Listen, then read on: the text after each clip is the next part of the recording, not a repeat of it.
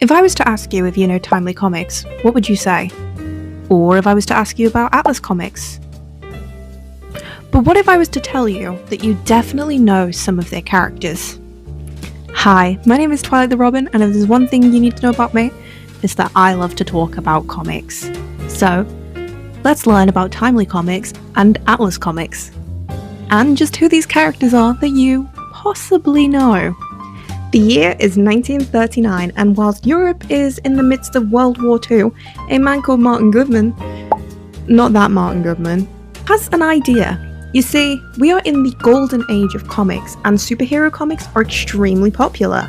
DC, also known as Detective Comics, had just started in the year 1937, so Martin Goodman, with his own publication, gives us Timely. Now, the name Jim Hammond might not ring a bell, but I bet the Human Torch does. Whilst not quite our friend Johnny Storm yet from the Fantastic Four, the Human Torch was created in this time period of Timely Comics, the Timely Time period. And he was an android.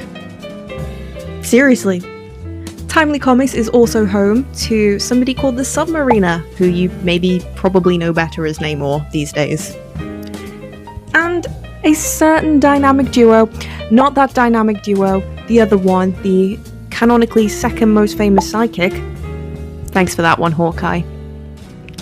Captain America and Bucky Barnes in World War II, before America had even entered World War II, but that's a whole story in itself about the creation of Captain America that I would probably like to do one day, so let me know if that's something you want to see. Timely Comics was rebranded in 1951 to Atlas Comics, and then finally, a decade later, it becomes known as Marvel Comics, which we're all much more familiar with.